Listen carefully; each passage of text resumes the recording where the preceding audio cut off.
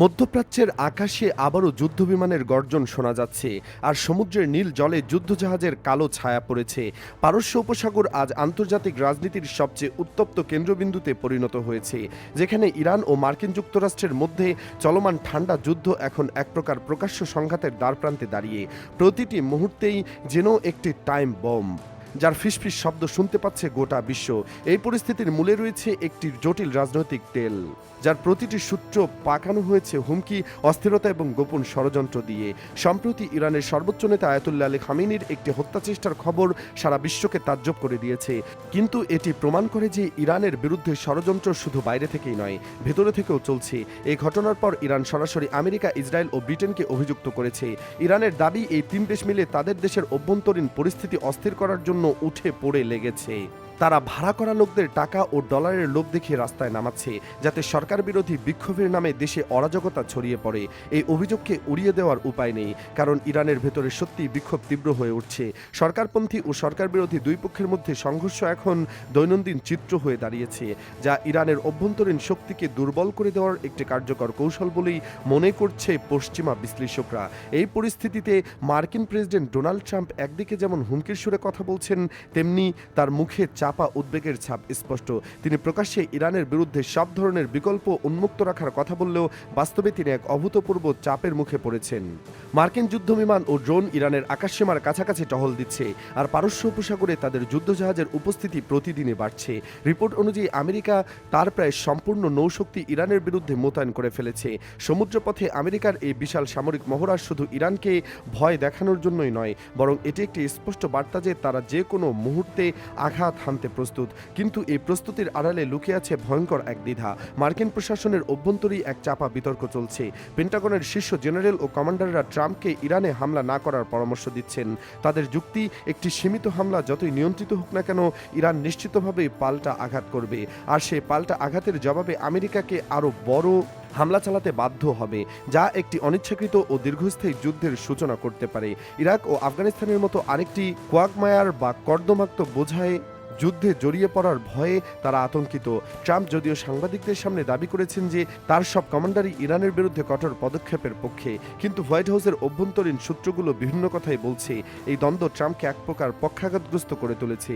তিনি যে হামলার হুমকি দিচ্ছেন তা অনেকটাই একটি জুয়া, যেখানে জয়ের নিশ্চয়তা কেউই দিতে পারছে না।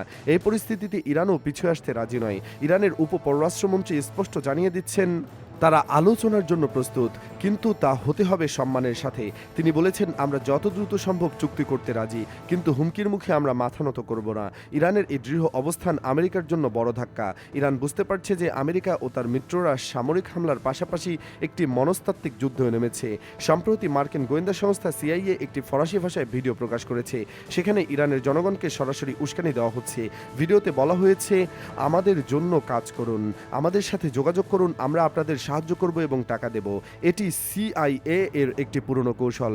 তারা বিশ্বের নানা দেশের সরকার পতন ঘটাতে এবং অস্থিরতা তৈরি করতে ব্যবহার করে আসছে। তারা তাদের এই কৌশলকে প্রকাশ্যই নামিয়ে এনেছে। এদিকে ইসরায়েল ও ব্রিটেনকেও এই খেলায় সক্রিয় ভূমিকা পালন করতে হয়েছে। ইসরায়েল লেবাননকে সরাসরি হুমকি দিয়েছে। তারা বলেছে, যদি হিজবুল্লাহ ইরানের পক্ষে আমেরিকা বা ইসরায়েলের বিরুদ্ধে হামলা চালায়, তাহলে তারা শুধু হিজবুল্লাহকেই নয়, সমগ্র লেবাননের অবকাঠামো ও সাধারণ মানুষকে লক্ষ্যবস্তু করবে। এই হুমকি শুধু হিজবুল্লাহর জন্য নয়, লেবাননের সার্বভৌম সরকারের জন্য একটা বড় চাপ। লেবাননের প্রধানমন্ত্রী, যিনি আমেরিকা ও ইসরায়েলের অনুকূল বলেই পরিচিত, হিজবুল্লাহকে সতর্ক করে দিয়েছেন যে তারা যেন এই সংঘাতে না জড়ায়। এই পরিস্থিতি মধ্যপ্রাচ্যকে একটি অগ্নিকুণ্ডে পরিণত করেছে, যেখানে একটি ছোট আগুনও ভয়ানক বিস্ফোরণ ঘটাতে পারে।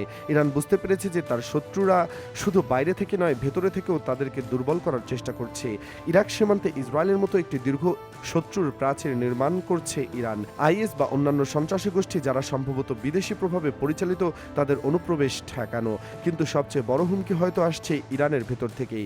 ইরান সরকার কর্তৃক সন্ত্রাসী তালিকাভুক্ত এমইকে বা মুজাহিদিনে খালক নামে একটি গোষ্ঠী দাবি করেছে যে তাদের শত শত সদস্য ইরানের নিরাপত্তা বাহিনীর হাতে মারা পড়েছে বা গ্রেফতার হয়েছে।